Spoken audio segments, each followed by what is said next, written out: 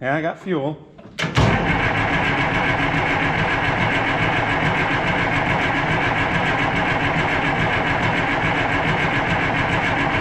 But now I don't have smoke anymore. I'm guessing they've got some air in the fuel system somewhere. Well, that stinks. Hello everybody, welcome back. I am going to put this back on the 1800C. If you were watching a couple weeks ago, I had the idea that I would get this tractor out and spread some fertilizer with it. It started to fire up, then died and never went again. Got some good suggestions in the comments and tried a couple. Also called my diesel shop, diesel equipment over in Potterville. And he walked me through a couple, taking the top cover off here. Of course, we checked to make sure the solenoid was working. It was. Take top cover off, make sure the metering valve that's in there was moving freely. It was. The next thing was taking a ejection line off. I took off number 1 right here with the banjo fitting. Blow air, compressed air in while cranking it over. Someone suggested this in the comments. And if the plunger is stuck inside, that compressed air, when it comes around and everything lines up for this particular one, it can push that piston back and plunger back and free things up. That did not help. Actually seemed kind of weird because as I was blowing air into number 1, cranked it over, and fuel started coming out of the line for number 4. Well, then I decided things were out of my wheelhouse and I was just going to take it in. Called him one more time. He mentioned about a screw in the bottom here. I said, oh, at this point, it's more than I'm going to want to handle. So I'm going to bring it in and take the window off and let me grab a screwdriver. Open up the window. And as you can see, hopefully, on this side is a line. And on that side is a line.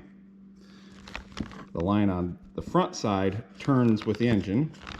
The back line is stationary. So when you want to take these off, the easiest thing to do is just roll the engine around in its normal direction until those 2 lines are lined up. Pull your injection pump off. When you put it back on, make sure the lines are lined up, put it on. As long as nobody turns the engine in between, it'll still be in time, it'll be fine. So I open this window to get this front line, and I notice there's not a back line. I keep rolling around, get the front line in the middle there, because it's going to be somewhere close. And never saw it, and called him about that, and he said probably this bolt thing had broke. Well, here it is. Come on, GoPro. There's part of it, and there's the broken off part of it. And it goes up in here. There's like a hex, a couple things there. When that sheared off, that let this back part, the cam ring, turn, so the timing mark was no longer visible. The holes were fuel holes internally were no longer lining up with the ports, and so fuel was not going anywhere. And that was my problem. He said, you want me to fix her up? And I said, well, yeah, I'll drop it off. He said, oh, I can fix this in about 10 minutes. So I said, sure, I'll wait. And he took it out back, he took this out, able to turn it and get this broken piece out. Had another one of these on hand. I'm guessing from parts machines and stuff, these older pumps have pieces. But anyways, get it out, got the cam ring back to where it should be, got the new pieces in, and put it all back together. Any new seals on anything that was opened up. So it sounds like it was a pretty easy fix, at least for someone with experience like he has. And so I'm glad I took it in because I didn't have these pieces. And then he said there's 3 reasons why this can fail. Something I can't remember the name, but something inside goes bad and locks up, and this shears off. He says when that happens, generally, if you try to replace this, it goes in, it takes force. He said it just, it should feel kind of a soft feel, and he said, and that's the way it felt. It felt fine, so he doesn't think that's what happened. And so he went ahead and put it back together. Second thing that can happen is when they rebuild it, which was back in 2015, but it has not gotten many hours since then. He says if they over torque this, that can cause it. And he says it usually shears off in short order if that's what happens. So, oh, I didn't write down exactly how many hours were on it when I bet they're on the fuel filter, but it did not get many hours. So that's a possibility. And the other thing he said is air that, excuse me, especially if you rev her up before everything's all flushed out, bled out. There's no bleeders on these. I asked him, I've always wondered.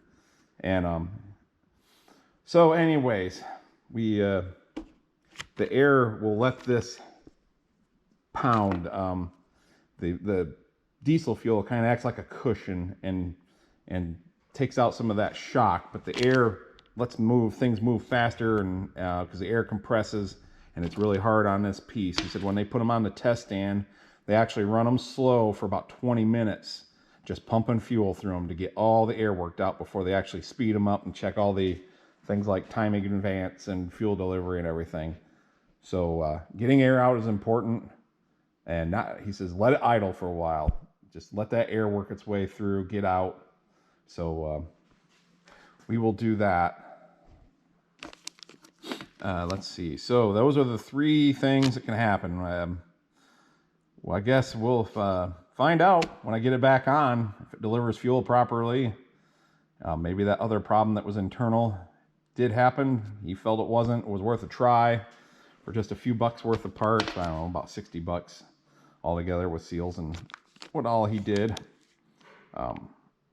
So well worth it in my opinion.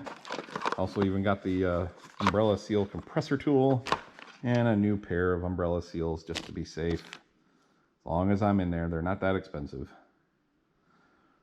So I need to get those on, and it's kind of a wet, nasty day. There was a point where it was snowing hard enough, it was sticking to the grass today, and it's April 26th, I think, 25th, 26th. So not really wanting to do stuff outdoors. Finished up servicing the 6125, oils all changed, filters changed, cleaned the cab, windows, washer wax. She's ready to go plant corn. Just a matter of hooking up to the planter now. And so that's done. I thought, well, let's get this 1800 back together.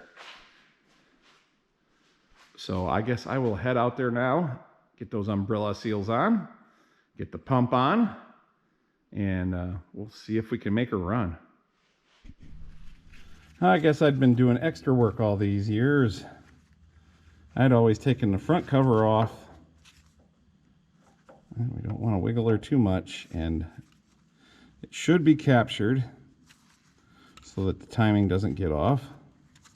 But let's not test that. I don't know if I made that. Well, it's got a rip in it now, because woo, look at that. It's done for. No question about it. I've got the block heater plugged in because it's so stinking cold. See my breath? Definitely want to be careful about stabbing it, breaking it, stretching it, going back on. No one needs that kind of trouble in their life. Front one is on.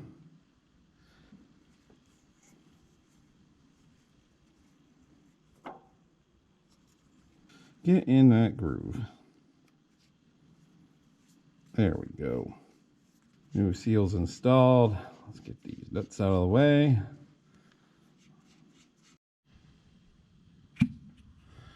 Definitely want to take that out. Before you take them off or pull them off, put something on that'll hold the throttle back. There's something in there that can drop out of place if the lever is forward. And let's see, I brought some assembly lube. Put it on there just to make that slick. See, I got the cap out of the end. Should be a matter of sliding her up that far and getting the tool out. One side is tapered in. I can see it right there. He says it's still not a miracle worker. No substitute for paying attention to what you're doing.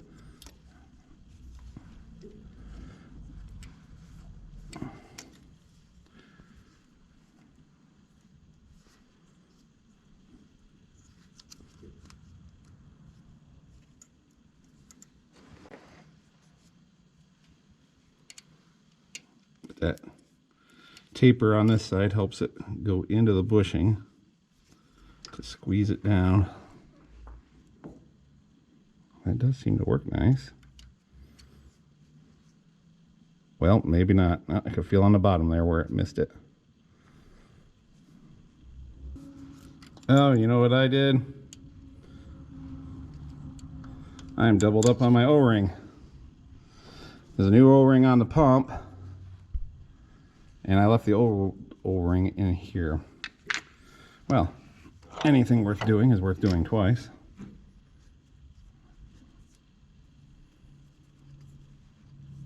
All right. Take two.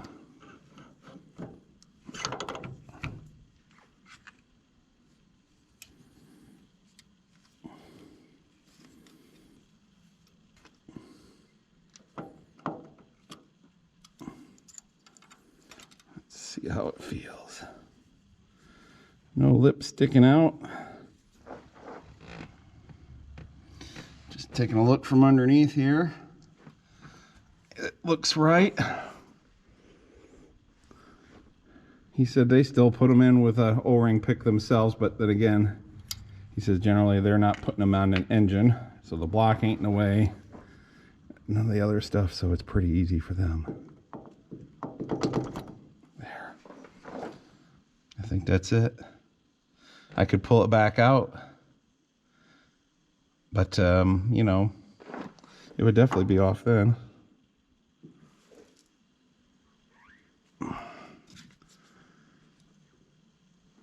Yeah, it looks nice and even.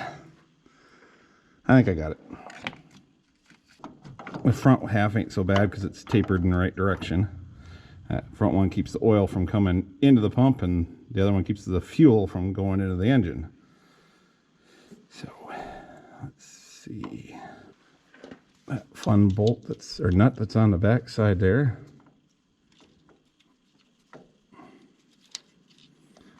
You can't have it on all the way, or the nut hits the injection pump housing.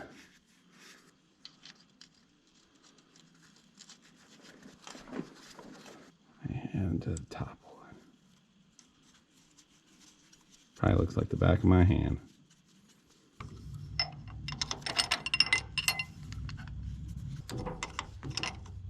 I don't want to tighten it down tight until I've got those timing marks lined up. And that's getting pretty close to, yeah, I can still turn it. Just off by a skosh. But right there, that looks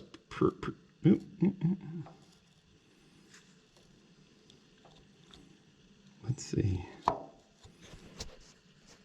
think we're going to call that good. I probably ought to get a wrench, back it up, and go forward again. If I remember right, there wasn't much. This one didn't have a timing tape on it. That looks pretty good. The lines are lined up. Snug it up before it decides to move on me. Let's see if it did move. Oh, they look good. Now it's just a matter of the custom tool that one of my ancestors made.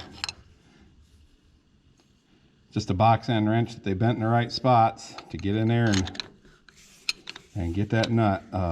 So if you want one, hold your box end wrench up to the TV, heat it up until it's this shape right here. It also works great for the back bolt on some of these starters. Yeah, fits right down in there. All right, I am going to do this with two hands, so you know, tune in a moment.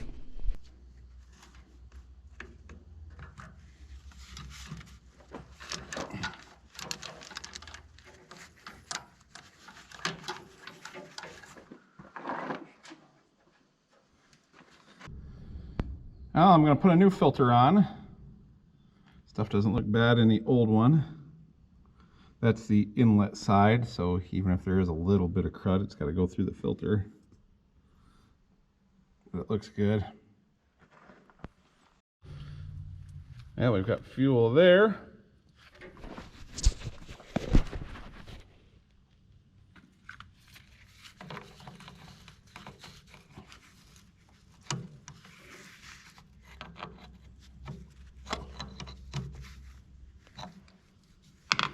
I am going to take the check valve out of the top. It's kind of hard to push it. There's a pump on this end. It's kind of hard to push it through that. And like I say, I asked if there were, there you go,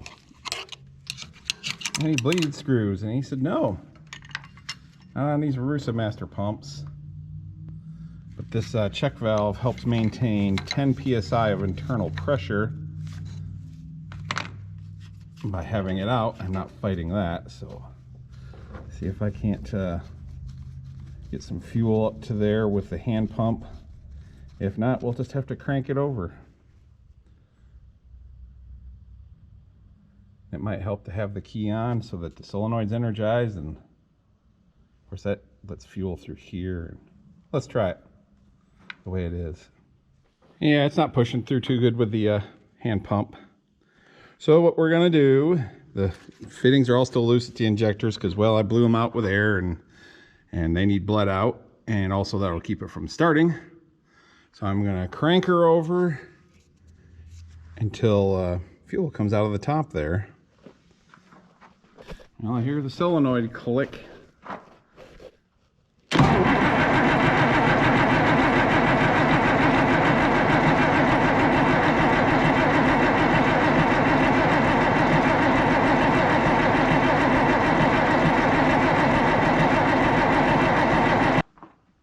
Give that starter a break. She's not full yet, and there's not fuel dripping from the lines. I think the block's warmed up. I almost feel like I can feel some heat from it. Oh yeah, the water pump feels warm.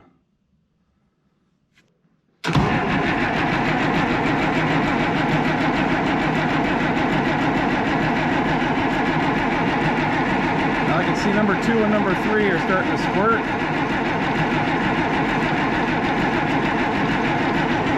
Now if the pump would just fill up to the top.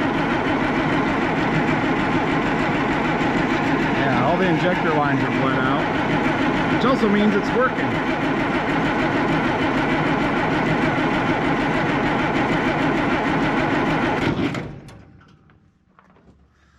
All right.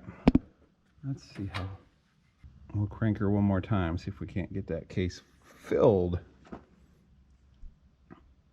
But definitely a good sign that she's dripping at the injectors. I probably could tighten them up and fire it up, but let's try to get more air out of there before we do that.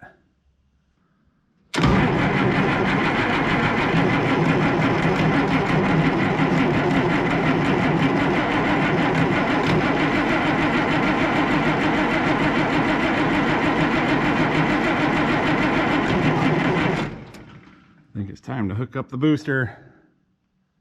All right, I'm going to get the rest of that return stuff on and put the booster on and tighten up injector lines, and we'll see if she fires up.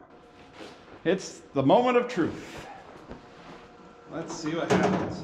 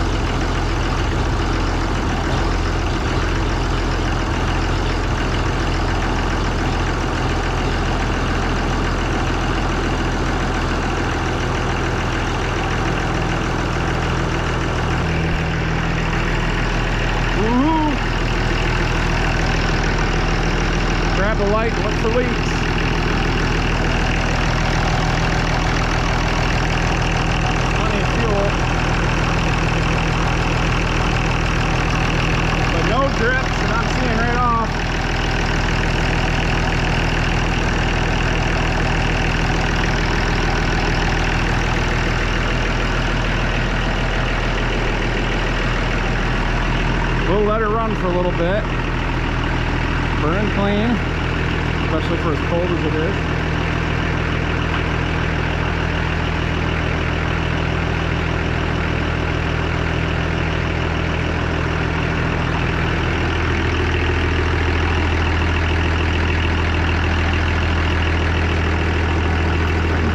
Away and stuff while it's idling here. Let it run and get that fuel out, like, or I'm sorry, get the air out, like you were telling me.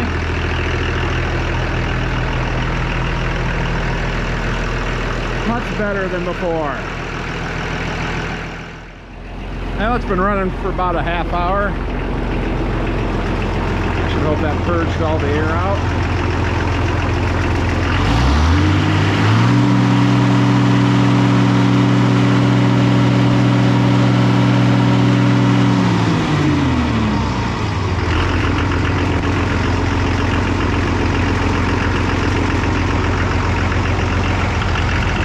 To find something for her to do.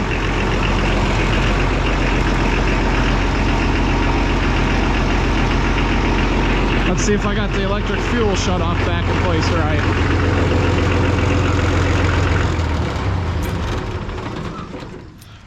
That's a positive. Cool beans, resurrected from you know, bad times. Will it run? Yes. Yes, it will run. With a little love. Well, as always, I appreciate everybody watching, and we will see you in the next one.